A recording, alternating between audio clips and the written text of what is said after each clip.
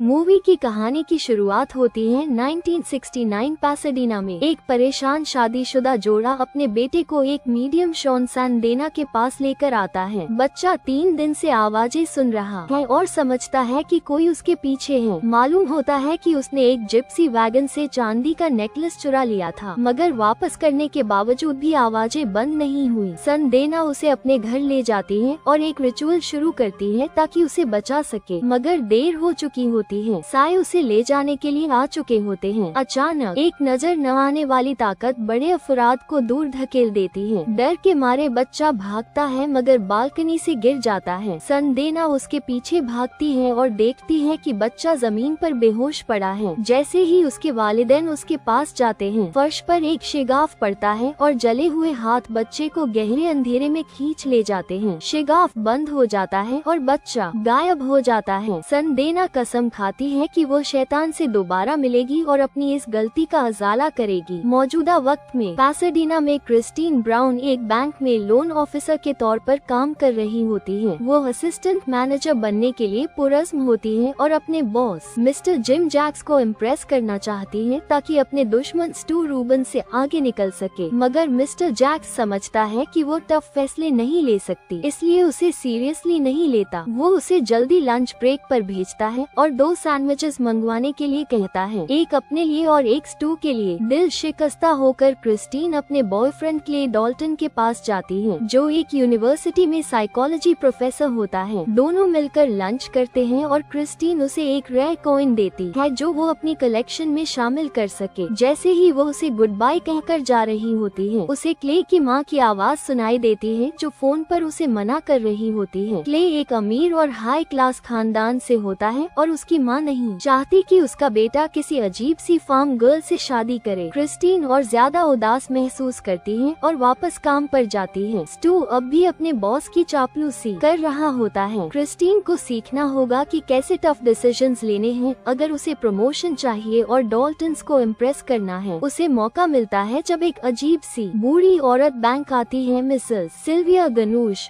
जिसका एक आंख का शीशा होता है। बैंक उसका घर वापस ले रहा होता है क्योंकि वो मॉर्गेज नहीं चुका सकती। वो एक और एक्सटेंशन लेने आती है, मगर उसे पहले ही 2 दफा एक्सटेंशन मिल चुकी होती है। अपनी पोजीशन मजबूत दिखाने के लिए और बॉस को इम्प्रेस करने के लिए क्रिस्टीन उसकी अपील रिजेक्ट कर देती है और कहती है कि कुछ नहीं हो सकता। मिसेस गनुश अपनी कुर्सी से उठती है और क्रिस्टीन के सामने घुटनों पर गिरकर अपना घर वापस लेने की भीख मांगती है। क्रिस्टीन अजीब महसूस करती है और सिक्योरिटी बुला लेती है। बूढ़ी औरत जमीन पर गिर जाती है और क्रिस्टीन को दुख भरी नजरों से देखती है, जिल्लत महसूस करते हुए। अचानक मिसेस गनूश उस पर झपट पड़ती है, मगर सिक्योरिटी उसे पकड़कर बाहर निकाल देती है। क्रिस्टीन इस वाकया से हिल जाती है, मगर मिस्टर जैक्स इम्प्रेस्ड होता है कि उसने अपना स्टांस मजबूत रखा। वो उसे एक बड़ा क्लाइंट हैंडल करने का मौका देता है और प्रमोशन का यकीन दिलाता है। रात को काम के बाद क्रिस्टीन अकेली अंधेरे पार्किंग लॉट में जाती है। उसे एक तन्हा गाड़ी नजर आती है जो मिसेस गनूश की लग रही होती है। अब पैरानोया क्रिस्टीन पर हावी होने लगती है और वो जल्दी से अपनी गाड़ी की तरफ भागती है। जैसे ही वो चाबी दरवाजे में लगाती है, उसे महसूस होता है कि कोई आवाज आए है। अंधेरे में एक रुमाल हवा में उड़ता उसकी तरफ आता है और धीरे धीरे बूढ़ी औरत के चेहरे की शक्ल ले लेता है। क्रिस्टीन चीख मारती है। वो अपनी बैक सीट की तरफ देखती है तो अचानक मिसेस गनूश उसे पकड़ लेती है। क्रिस्टीन छुड़ाने की कोशिश करती है और अपनी बॉक्स से स्टेपलर उठाकर बूढ़ी औरत के चेहरे पर जोर जोर से मारना शुरू कर देती है।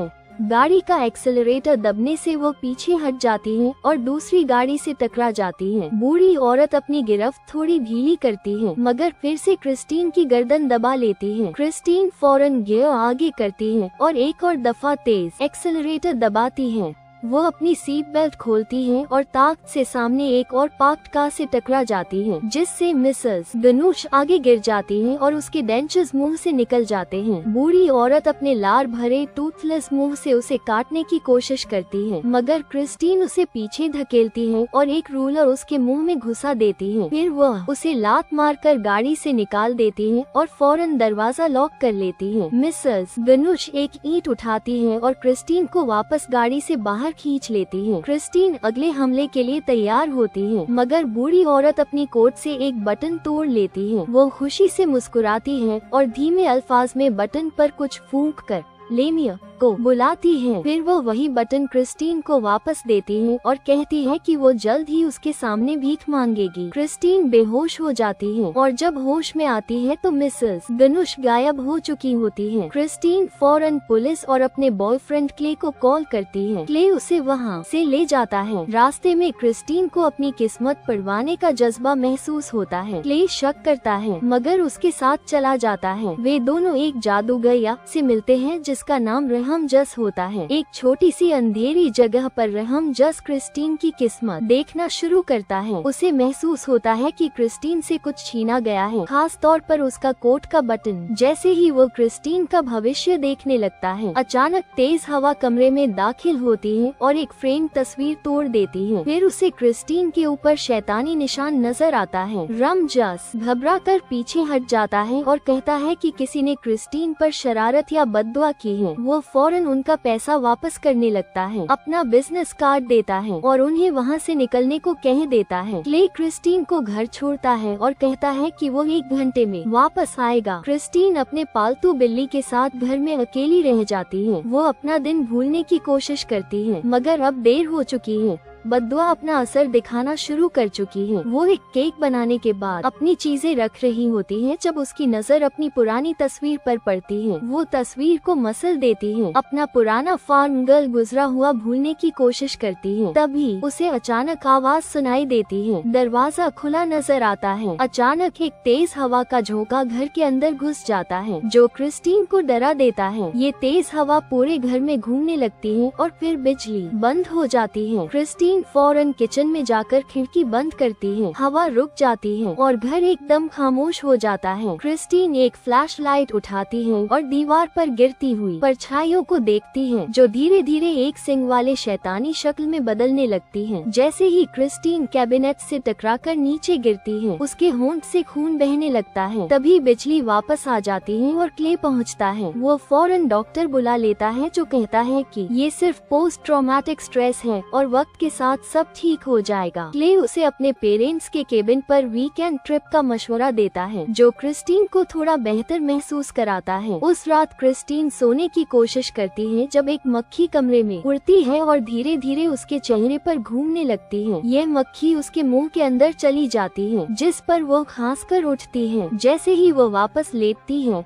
उसकी चीख निकल जाती है। उसके पास बिस्तर पर सड़ी गली मिसेस गनुश की लाश मौजूद होती है। वो लाश क्रिस्टीन को कसकर बिस्तर पर दबा देती है और उसके मुंह पर कीड़े मकोड़े गिरा देती है। क्रिस्टीन जोर से उठती है और सांस लेना शुरू करती है। ये सिर्फ एक खौफनाक सपना था। सुबह क्ले उसे बैंक छोड़ने ले जाता है मगर क्रिस्टीन अब भी घबराई होती है। उसे महसूस होता है कि सब कुछ अजीब लग रहा है, जैसे दुनिया ही बदल चुकी हो। हर जगह उसे मिसेस गनुश के असरात महसूस होते हैं। वो गुस्से में स्टू पर चिल्ला देती है। तभी उसका फोन बजता है। जैसे ही वो जवाब देती है, उसकी नाक से अचानक खून टपकने लगता है। मिस्टर जैक्स उससे पूछता है कि सब ठीक है या नहीं, मगर तभी क्रिस्टीन जोर से खून उगल देती है जो सीधा उसके बॉस पर गिरता है। वो डर कर फौरन बैंक से भाग जाती है। इस सब के बीच उसे पता भी नहीं चलता कि स्टू उसकी जरूरी फाइल्स चुरा रहा होता है। क्रिस्टीन सीधा मिसेस गनुश की पोती इलेका के घर जाती है। वो उससे दरख्वास्त करती है कि उसकी दादी से मिलने दे ताकि माफी मांग सके, मगर इलेका उस पर हंसी उड़ाती है। फिर भी वो क्रिस्टीन को नीचे बेसमेंट में ले जाती है। बेसमेंट में एक अजीब मंजर होता है।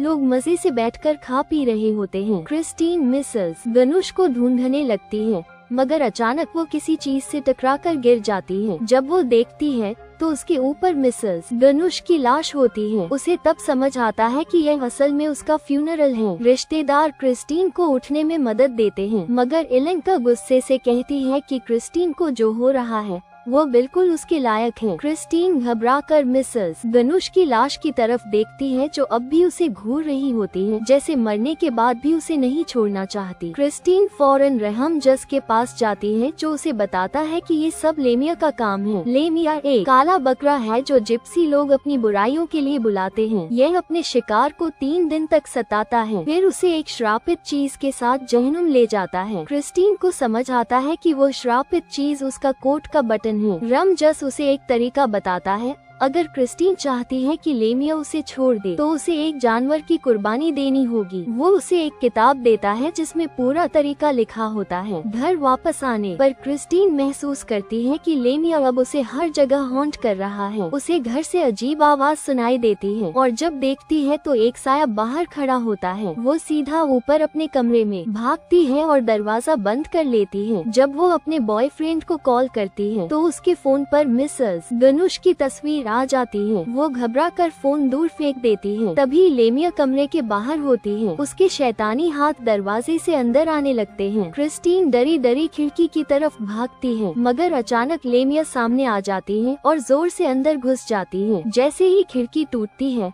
क्रिस्टीन हवा में घूमने लगती है। उसके सामान भी इधर उधर उड़ने लगते हैं और वो एक बेजान गुड़िया की तरह हवा में लटकती है। फिर अचानक जोर से जमीन पर गिर जाती है। अपने बिखरे हुए कमरे को देखकर वो अपने फैसले पर और भी ज्यादा पक्की हो जाती है। वो सीधा किचन जाकर एक छुरी उठाती है और अपनी बिल्ली की कुर्बानी दे देती है। फिर उसे बाग में दफनाने के बाद क्ले घर लौटता है। वो अपने वालिदैन के साथ डिनर का प्रोग्राम कैंसिल करना चाहता है, मगर क्रिस्टीन इस पर जोर देती है कि वह चले। डॉल्टन खानदान के विला पहुंचने पर मिस्टर और मिसेस डॉल्टन उनका सर्दी से इस्तकबाल करते हैं। मिस्टर डॉल्टन तो ठीक रहता है, मगर मिसेस डॉल्टन पूरी कोशिश करती है कि क्रिस्टीन को अपने घर में बेगाना महसूस कराए। डिनर के दौरान मिसेस डॉल्टन क्रिस्टीन से उसके गुजरे हुए मुश्किल वक्तों के बारे में सवाल करती है। जब क्रिस्टीन फॉर्म में गुजरी गई अपनी पुरानी जिंदगी का जिक्र करती है तो मिसेस डॉल्टन पहली दफा उसकी ईमानदारी से प्रभावित होती है। माहौल हल्का होता है और सब मिलकर हंसते हैं, मगर क्रिस्टीन को अंदर से सिर्फ खौफ महसूस होता है। उसे दूर से एक अजीब सी आवाज सुनाई देती है। जब वो अपने केक को छूती है तो उसके अंदर एक आंख होती है। वो फौरन छुरी से उसे छेद देती है और उसमें से खून बहता है। अचानक उसके दिमाग में एक जोर से बजती हुई आवाज गूंजने लगती है। वो अपने होश संभालने की कोशिश करती है, मगर अचानक उसे इतना जोर का खांसी का दौरा पड़ता है कि उसके मुंह से एक मक्खी निकलकर गिरती है। मिसेस डॉल्टन ये देखकर डर जाती है। फिर वही तेज बजती हुई आवाज सुनाई देती है। इस बार दरवाजे पर जोर से दस्तक के साथ क्रिस्टीन गुस्से में एक गिलास उठाकर दरवाजे पर दे मारती है और चीखकर लेमिया से कहने लगती है कि वो उसे अकेला छोड़ दे। मिस्टर और मिसेस डॉल्टन हैरान रहते हैं जब क्रिस्टीन गुस्से में डिनर छोड़कर निकल जाती है। वो सीधा रहम जस के पास जाती है और गुस्से में कहती है कि उसे बिल्ली की कुर्बानी बेकार गई, मगर रहम जस उसे याद दिलाता है कि ये बहुत ताकतवर और अंधेरी रूहें हैं। वो एक शख्स को जानता है जो मदद कर सकता है, मगर वो बिना किसी कीमती चीज के ये रिस्क लेने को तैयार नहीं होगा। क्रिस्टीन को कल तक $10,000 जमा करने होते हैं। अगली सुबह क्रिस्टीन मिस्टर जैक्स के ऑफिस जाती है और उससे एडवांस मांगती है, मगर वो कहता है कि उसका प्रमोशन डिले हो गया है क्योंकि बैंक का सबसे बड़ा क्लाइंट किसी और बैंक चला गया है। वो सोच रहा है कि यह प्रमोशन अब स्टू को मिल जाए। ये सुनकर क्रिस्टीन बिल्कुल टूट जाती है। वो अपने घर का हर कोना छानकर पैसे जमा करती है। जब वो अपने पुराने सामान को बेचने के लिए शेड में जाती है, तभी एक पर्दा हिलता है और मिसेस गनुश उसे अचानक पकड़कर दीवार से जोर से झकझोर देती है। क्रिस्टीन मुश्किल से एक रस्सी काटकर एक भारी एनविल सीधा मिसेस गनुश के सिर पर गिरा देती है। अचानक उसका सिर फट जाता है और खून हर तरफ उछलने लगता है, मगर जैसे ही क्रिस्टीन अपनी सांस संभालती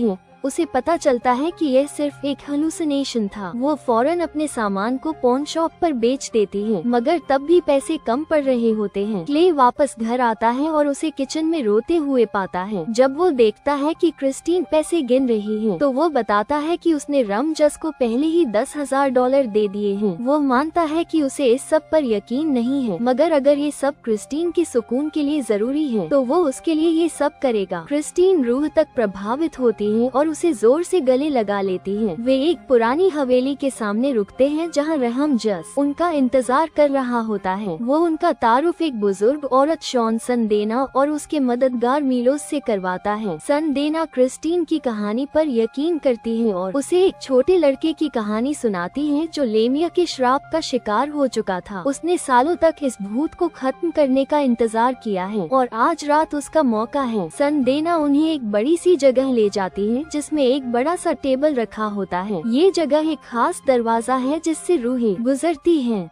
वे सब अपनी कुर्सियों पर बैठ जाते हैं जब मिलोस एक बकरी को क्रिस्टीन के साथ बांध देता है। सन देना एक बड़ी तलवार मशेटी निकालती है और कहती है कि वे लेमिया को इस बकरी के अंदर भेजेंगे और फिर मिलोस इसे कत्ल कर देगा। सन देना जादुई मंत्र पढ़ती है और सब हाथ मिलाते हैं। अचानक आवाजें रुक जाती हैं और आसपास की चीजें हिलने लगती हैं। क्रिस्टीन देखकर सांस रोक लेती है जब एक झुंड रूहों का उनकी तरफ बढ़ने लगता है। सन देना उन परेशान आत्माओं को भगाने का हुक्म देती है और महसूस करती है कि लेमिया अंदर आ चुकी है। क्रिस्टीन अपनी कुर्सी में घूमती है और सुनती है कि हूव्स जानवर के खुरों की आवाज उसके करीब आ रही है। एक जोर से बजती हुई आवाज उसके दिमाग में गूंजने लगती है और फिर अचानक रुक जाती है। सन देना तेज सांस लेकर कहती है कि लेमिया ने उसका बदन ले लिया है। रहम जस लेमिया से बात करने लगता है और पूछता है कि वो क्या चाहती है। लेमिया चीख कर कहती है क्रिस्टीन की रूह। वो क्रिस्टीन की तरफ झपट पड़ती है मगर गलती से बकरी को छू लेती है। मिलोस फौरन अपनी कुर्सी से उठता है और मशेटी से बकरी का सिर काटने जाता है मगर रस्सी कट जाती है और बकरी आजाद हो जाती है। अचानक बकरी मिलोस का हाथ काट लेती है और लेमिया उसके अंदर घुस जाती है। अब मिलोस का बदन लेमिया के कब्जे में है। वो टेबल के ऊपर नाचने लगता है और रहम जस चिल्लाता है कि वह चले जाए। लेमिया एक कुर्सी उठाकर उसे जोर से फेंकती है जिससे वो बेहोश हो जाता है। क्रिस्टीन भागने की कोशिश करती है मगर लेमिया उसका रास्ता रोकती है। मिलोस जो अब लेमिया का मेहमान है क्रिस्टीन की बिल्ली की लाश उगल देता है और चीख कर कहता है मुझे कुछ नहीं चाहिए, सिर्फ तेरी रूह। रहम जस होश में आता है और सन देना की मदद करता है। सन देना अपनी पूरी ताकत जोड़ती है और लेमिया को क्रिस्टीन से दूर खींचती है। वो लेमिया को टेबल के ऊपर रोकती है और मिलोस के अंदर से एक लाल धुआं निकलता है जो हवा में घुल जाता है। मिलोस बेहोश होकर गिर जाता है और फिर अपनी पुरानी हालत में लौट आता है। क्रिस्टीन शुक्रिया अदा करती है मगर सन देना जमीन पर गिर जाती है। रहम जस उसे होश में लाने की कोशिश करता है मगर बहुत देर हो चुकी होती है। सन देना की जान चली जाती है। एम्बुलेंस उसकी लाश को ले जाती है मगर रहम जस क्रिस्टीन को बताता है कि यह अभी खत्म नहीं हुआ। लेमिया अब भी आजाद है और क्रिस्टीन को लेने आएगी क्योंकि बकरी का कत्ल नहीं हो सका। रहम जस कहता है कि अब सिर्फ एक तरीका है, क्रिस्टीन किसी और को ये श्रापित बटन दे दे ताकि लेमिया उसकी जगह उस इंसान को ले जाए। वो बटन एक लिफाफे में डालकर क्रिस्टीन को देता है और कहता है कि उसके पास सिर्फ सुबह तक का वक्त है। घर लौटते वक्त क्रिस्टीन झूठ बोलती है और क्ले से कहती है कि सब ठीक हो गया है मगर अचानक वो देखती है कि रास्ते में मिसेस गनुश खड़ी है। क्ले गाड़ी रोकता है और एक बूढ़ा आदमी उनके सामने आ जाता है। क्रिस्टीन के हाथ से उसकी फाइल्स गिर जाती हैं और उसका लिफाफा भी नीचे गिर जाता है। उसे महसूस होता है कि यह फैसला उसकी जान का है। अगर उसने ये बटन किसी और को नहीं दिया तो वो जहन्नुम में जलेगी। वो घर पहुँचते हैं मगर क्रिस्टीन क्ले से कहती है कि वो स्टेशन पर उससे वीकेंड ट्रिप के लिए मिलेगी। वो एक पल के लिए घबरा जाती है जब अपनी फाइल्स में लिफाफा ढूंढती है मगर जल्दी ही उसे मिल जाता है। क्रिस्टीन एक डायना जाती है और किसी ऐसे शख्स की तलाश करती है जिसे वो ये श्राप दे सके। अचानक उसके दिमाग में एक तरीका आता है। वो स्टू को फोन करती है और उसे धमकाती है कि अगर वो नहीं आया तो वो मिस्टर जैक्स को बता देगी कि बैंक के सबसे बड़े क्लाइंट के डॉक्यूमेंट्स उसने ही चुराए थे और राइवल बैंक के साथ डील करवाई थी। स्टू फौरन पहुँच जाता है और क्रिस्टीन से गुजारिश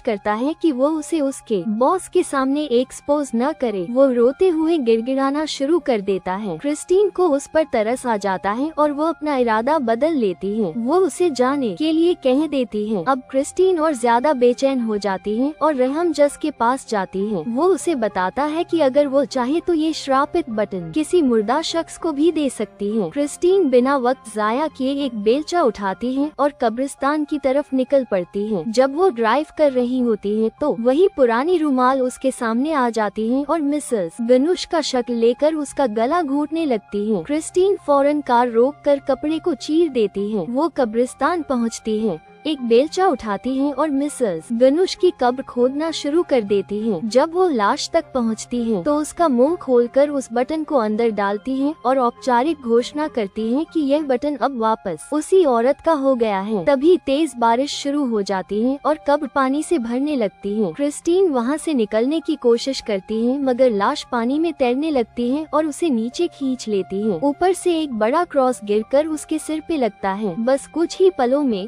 क्रिस्टीन पानी से निकल आती है और उस क्रॉस को पकड़कर खुद को बाहर खींच लेती है। सुबह होते ही वो घर लौटती है, ये सोचकर कि अब वो इस श्राप से आजाद हो चुकी है। वो अपनी ट्रिप के लिए बाइक पैक करती है। तभी मिस्टर जैक्स का फोन आता है और वो बताता है कि उसे प्रमोशन मिल गई है। बैंक ने साबित कर दिया है कि इनसाइडर इंफॉर्मेशन देने वाला स्टू था। क्रिस्टीन स्टेशन की तरफ निकलती है और वहाँ पहुँचने से पहले एक नया कोट खरीदने का फैसला करती है। उस वक्त क्ले उसका इंतजार कर रहा होता है, अपनी जेब में एक एंगेजमेंट रिंग लेकर। जब वे मिलते हैं, क्रिस्टीन उसे शुक्रिया अदा करती है कि उसने पूरी दौरान उसका साथ दिया। क्ले पूछता है कि उसका पुराना कोट कहाँ है। क्रिस्टीन कैजुअल तौर पर कहती है कि उसने उसे फेंक दिया है, मगर तभी क्ले अपनी जेब से एक लिफाफा निकालता है जो वही श्रापित बटन वाला लिफाफा होता है। क्रिस्टीन की आंखें बड़ी हो जाती हैं जब उसे समझ आता है कि उसने मिसेस गनुश को गलती से बटन देने के बजाय वो रेयर कॉइन दे दिया जो वो क्ले को देना चाहती थी। क्रिस्टीन घबराकर पीछे हटने लगती है और अचानक रेलवे ट्रैक पर गिर जाती है। क्ले फौरन उसकी मदद के लिए भागता है